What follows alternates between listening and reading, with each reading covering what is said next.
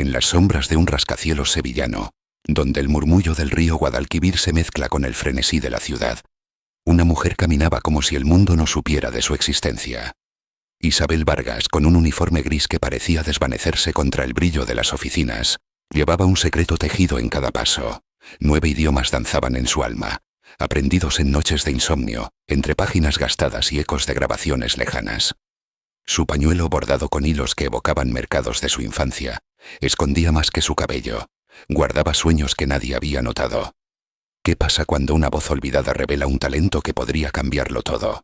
Esta es la historia de Isabel Vargas, una mujer que sin alzar la mirada, abrió puertas que el mundo no sabía que existían. Prepárate, porque este relato va a resonar en tu corazón como el tañido de una campana al amanecer. Antes de continuar, me gustaría saber, ¿de qué país están viendo este video? Escriban en los comentarios y veamos qué país es el más activo. Cada mañana, a las 6:40, Isabel cruzaba la entrada de un edificio de cristal, en el centro financiero de Sevilla. La recepción, con su suelo de mármol negro y paredes decoradas con frases inspiradoras en letras doradas, relucía bajo la luz del alba. Una placa en la entrada declaraba: «La excelencia es nuestro idioma». Pero para Isabel, ese idioma parecía pertenecer a Sodio o a otros. Con un cubo gastado en una mano y un pañuelo de colores anudado en el cabello, ella era un susurro entre el voz y el bullicio de los empleados. Ellos, con cafés en vasos de cartón y teléfonos pegados al oído, se apartaban sin verla, como si fuera parte del decorado que mantenía impecables los escritorios. Isabel no se inmutaba. Sus pasos eran suaves, casi rítmicos, como si llevara una melodía interna que solo ella escuchaba. En su bolso, escondido entre trapos y una botella de agua, estaba su tesoro, un cuaderno de tapa azul, con el espiral torcido lleno de palabras en 9 lenguas, versos de poetas lejanos y recuerdos de su infancia en Cali. Aquel martes, el destino decidió cambiar el compás de su rutina. Un hombre irrumpió en el vestíbulo, con el rostro tenso y las palabras tropezando en un francés rápido, teñido de un acento africano cálido, como el eco de un tambor lejano. Buscaba la sala de conferencias del 10º piso, pero la recepcionista, atrapada en su incomodidad, luchaba con un traductor en su teléfono. Los empleados pasaban de largo, esquivando la escena como si fuera un inconveniente. Isabel, arrodillada junto a un basurero, limpiando un rincón olvidado, alzó la mirada. Sus ojos, oscuros como un libro antiguo, captaron la frustración del extranjero. Sin dudarlo se levantó, ajustó su pañuelo y con una voz clara como el agua de un río dijo: «Pardon, monsieur. Cherchez-vous la salle de conférence? C'est au 10e étage, à gauche, au bout du couloir». «Disculpe, señor. Busca la sala de conferencias. Está en el 10º piso, al final del pasillo a la izquierda». El vestíbulo se congeló, como si el tiempo no hubiera decidido detenerse. La recepcionista, con el teléfono aún en la mano, abrió los ojos como si hubiera presenciado un milagro. El extranjero, aliviado, esbozó una sonrisa amplia llena de gratitud, y asintió con una inclinación respetuosa antes de seguir su camino.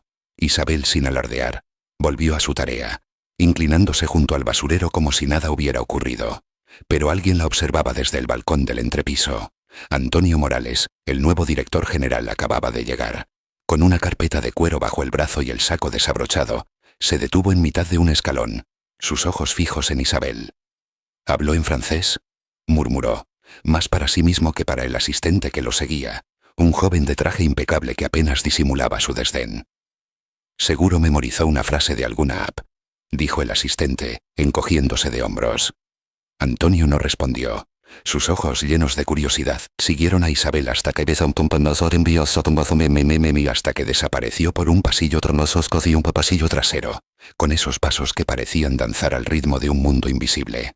Isabel Vargas tenía 44 años, pero su rostro guardaba la chispa de quien aún cree en los sueños, aunque el mundo los haya intentado apagar. Sus ojos castaños, profundos como un atardecer en Cali, parecían contener capítulos de una vida no contada. Había llegado a Sevilla, con una mochila llena de ilusiones y un diploma en filología, ganado con esfuerzo en una universidad pública de Bogotá. Pero en esta ciudad, sus títulos eran solo papel, sus idiomas, un susurro ignorado. El uniforme gris le daba una identidad, aunque fuera la de ser invisible. Vivía en un pequeño apartamento en Triana, un rincón modesto con paredes que olían a humedad y un balcón que dejaba entrar el canto de los pájaros al amanecer. Compartía una cama con su hija Elena, una adolescente de ojos vivaces y sonrisa heredada de su abuela. La cocina, con una mesa de madera que crujía bajo el peso de los libros, era su refugio en las noches que el cansancio le daba tregua. «Mamá, ¿volverás a enseñar algún día?», preguntaba Elena mientras garabateaba en un cuaderno. Isabel sonreía señalando su cuaderno de tapa azul. «Tal vez, mi amor. Pero por ahora seguimos aprendiendo juntas». Ese cuaderno era su universo. Con su espiral desgastado y su tapa de plástico azul, guardaba palabras en 9 idiomas: francés, árabe, japonés, alemán, italiano, ruso, suahili, portugués e inglés. Había versos de poetas lejanos, como los de García Lorca que leía en voz baja para Elena, proverbios africanos encontrados en grabaciones viejas, reglas gramaticales en alemán descifradas sola, y recetas de su madre, como el sancocho que preparaban en días de lluvia. Entre las páginas estaban los consejos de su padre, un hombre de manos callosas y corazón inmenso. La palabra justa es una llave, hija. A veces, un buenos días en el idioma correcto abre una puerta que nadie más ve. Isabel limpiaba con la precisión de un artesano. Cada escritorio quedaba impecable. Cada papel desordenado encontraba su lugar. Pero mientras los pisos de la empresa vibraban con reuniones, plazos y hojas de cálculo, ella escuchaba. No por fisgonear, sino porque aprender era su forma de resistir. Bajo el pañuelo, unos audífonos pequeños, comprados en un mercadillo de Triana, traían podcasts en italiano, charlas en alemán, cuentos en suahili. Cuando una palabra nueva resonaba, Isabel pausaba, sacaba su cuaderno y la anotaba con el cuidado de quien guarda un tesoro. Así, entendió al visitante francés aquella mañana. No fue magia, fue memoria. Fue esfuerzo. Fue resistencia. La empresa ocupaba 3 pisos de un rascacielos en el corazón de Sevilla. Sus paredes de vidrio reflejaban el cielo, y en la entrada, la placa dorada brillaba con su promesa. La excelencia es nuestro idioma. Pero Isabel sabía que ese idioma no era para todos. Los pasillos resonaban con el taconeo apresurado, los trajes estaban cortados a medida, los relojes caros destellaban con discreción. Allí el tiempo se medía en metas, no en minutos. Isabel llegaba a las 7, cuando los primeros empleados ya tecleaban con furia o discutían en voz baja. Pasaba entre ellos como un susurro, aunque cruzara los mismos rostros cada día. «La señora de la limpieza otra vez en el ascensor», murmuró una vez una gerente de marketing, mirando su reloj con impaciencia. «Eso nos retrasa, ¿sabes?», añadió un joven ajustándose la corbata, como si Isabel fuera un obstáculo en su carrera hacia el éxito. Ella, sin decir nada, retrocedió, bajó un piso por las escaleras y esperó el siguiente ascensor, con su cuaderno apretado contra el pecho.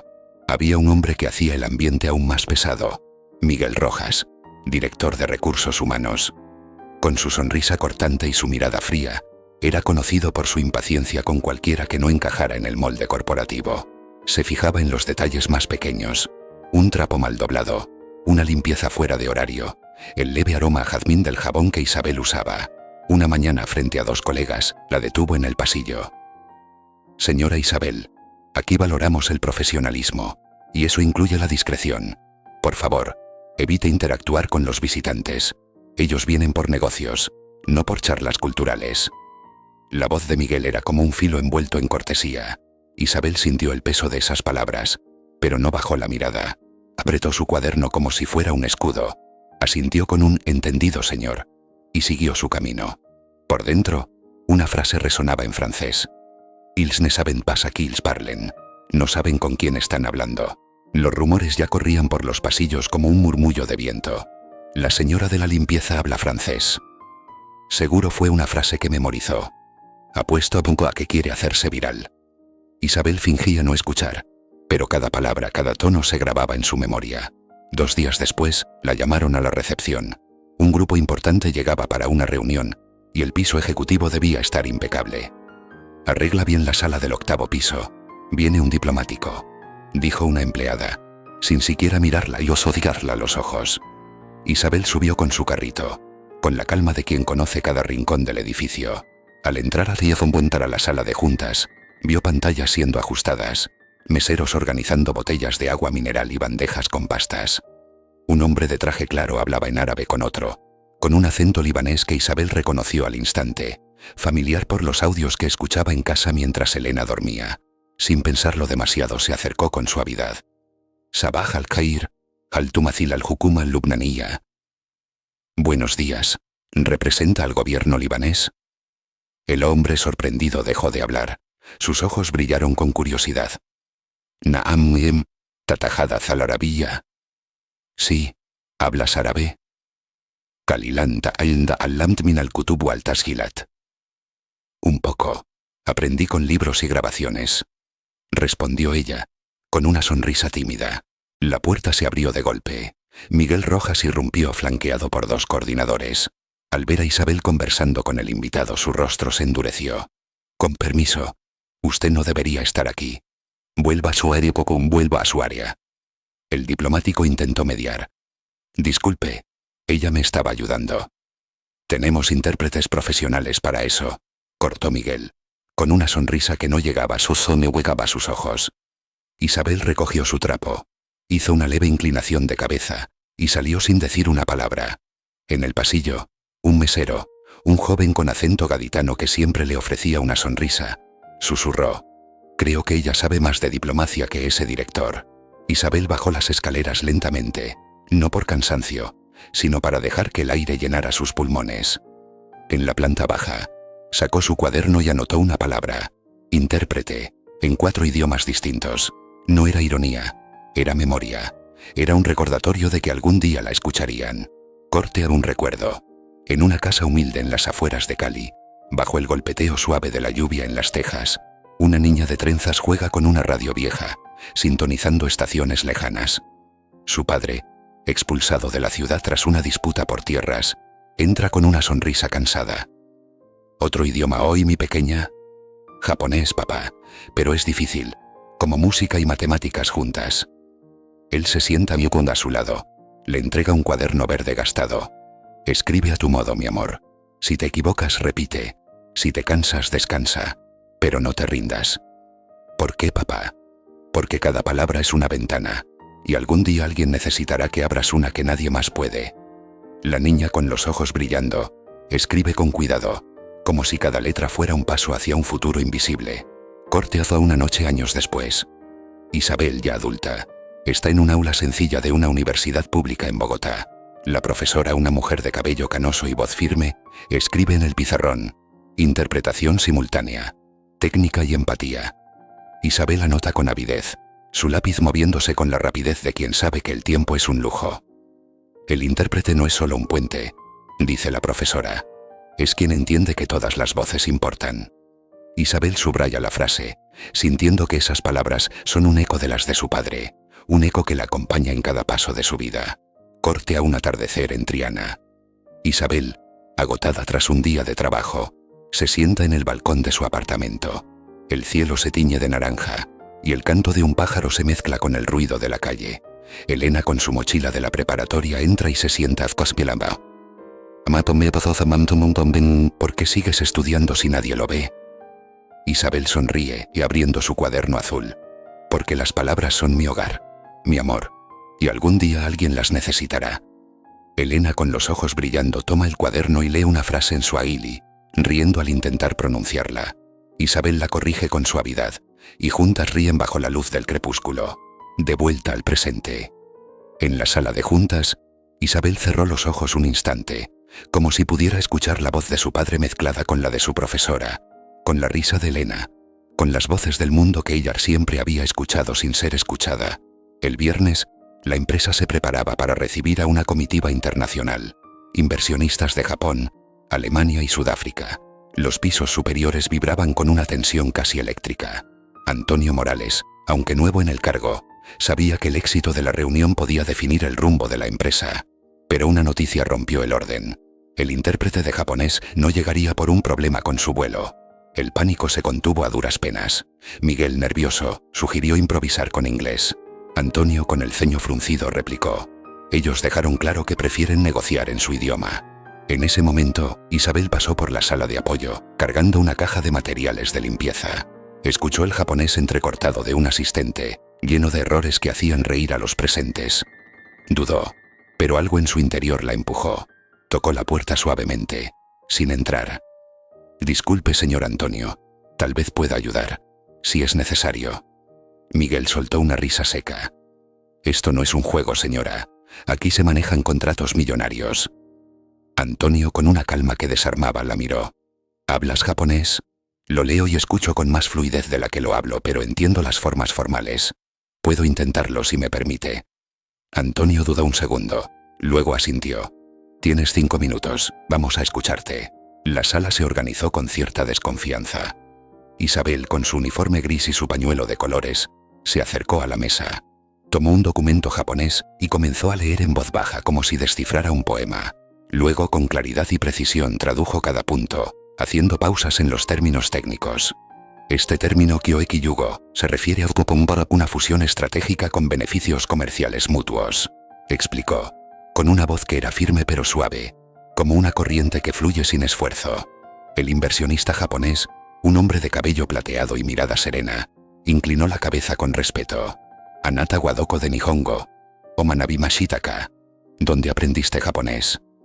Isabel sonrió, con una chispa de orgullo en los ojos. Kodomo no Tokikara, Honton Gakude. Desde niña, con libros y música. El silencio que siguió no fue incómodo, fue reverente. Antonio miró a los demás y dijo: no solo encontramos una intérprete, encontramos a alguien que sabe escuchar de verdad. Miguel, por primera vez, no tuvo respuesta.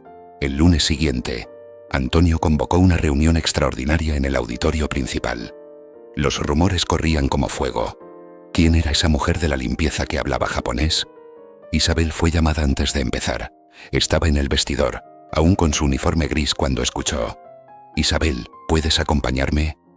Así como estás, añadió Antonio con un gesto que desarmaba cualquier duda. El auditorio enmudeció cuando entraron juntos. Isabel caminaba a su lado con la cabeza alta, no por orgullo sino por una dignidad que no necesitaba alardear. Antonio tomó la palabra. Hoy estamos aquí por algo simple pero profundo. Una compañera a quien muchos no conocían por su nombre nos mostró que es el valor verdadero, no el del cargo, no el del currículum. El valor que se lleva en silencio, con constancia.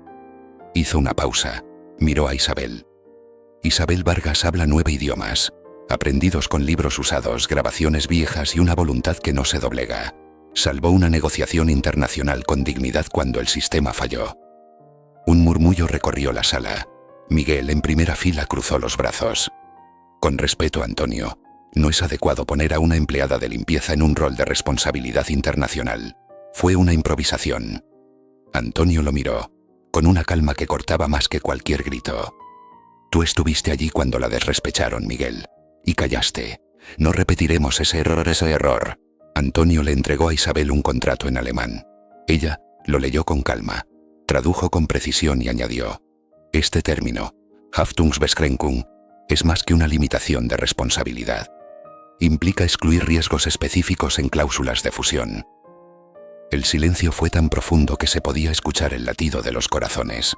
Antonio concluyó: la competencia no grita, actúa. Desde hoy, Isabel es consultora de comunicación intercultural. El auditorio estalló en aplausos, no por obligación, sino por un respeto que crecía como una ola. Isabel no lloró, pero sus ojos brillaban con la luz de la niña que estudiaba bajo una lámpara prestada en una casa de Cali. En los días siguientes, el nombre de Isabel comenzó a resonar más allá del edificio. Otros departamentos solicitaban su ayuda en reuniones, análisis de contratos y talleres sobre diversidad lingüística. Su gafete ya no decía servicios generales, sino Isabel Vargas, consultora intercultural. Miguel Rojas enfrentó una investigación tras 3 denuncias por conducta discriminatoria. Antonio, con una carpeta en la mano, anunció en una reunión directiva: recibimos reportes de discriminación en recursos humanos. Serán investigados. Miguel, estás suspendido temporalmente. Miguel intentó defenderse, pero su voz sonó frágil. ¿Decisiones basadas en simpatías, Antonio? No, en valores. Esos que están escritos en la entrada, pero que pocos viven. La empresa lanzó palabras que unen. Un ciclo de talleres impartidos por Isabel. En el primero, entró con un mapa mundi gastado y un marcador rojo. Dibujó círculos alrededor de palabras. Respeto, escucha, dignidad. Cambian de sonido pero no de sentido, dijo, de pie junto al pizarrón. Al final, un empleado, el mismo que antes se molestaba por verla en el ascensor, se acercó. Isabel, ¿tienes algo para aprender francés? Ella le dio una copia de su cuaderno. Empieza con bonjour, luego viene el mundo solimano. Meses después, Isabel ya no usaba uniforme gris. Vestía ropa sencilla pero elegante, con una serenidad que iluminaba los pasillos. Su gafete era un símbolo de algo más grande. Todos la saludaban, algunos con un buen día, o un Guten Morgen aprendido en sus talleres. En la sala renombrada Encuentro Global, Isabel cerró un taller. En el pizarrón, en portugués, español, español e inglés, estaba escrito: el idioma universal es la dignidad. Elena, su hija, entró discretamente con su uniforme de preparatoria y la mochila al hombro. Isabel le entregó el cuaderno azul, envuelto en un pañuelo verde. Mamá, esto es tu mundo. Ahora es tuyo, mi amor. Yo ya abrí las puertas que debía. Tú las cruzarás. Se abrazaron, sin prisa, como quien sabe que algunos momentos no se traducen, solo se viven. En la recepción, el guardia, que antes solo asentía, dijo con entusiasmo: «Bonjour, señora Isabel». Ella sonrió. «Bonjour, señor Pedro, ¿tres bien?» Siguieron caminando con la ligereza de quien ya no necesita demostrar nada. ¿Cuántas Isabeles pasan por nuestro lado sin ser escuchadas? ¿Cuántos idiomas nos parecen lejanos cuando solo son personas queriendo ser vistas? Isabel hablaba 9 lenguas, pero la más poderosa fue la de la dignidad. Sin alzar la voz, transformó una empresa, un pasillo, un mundo. Gracias por escuchar. Por favor, comparte tus pensamientos, dale like a este video si te fue útil y suscríbete para más.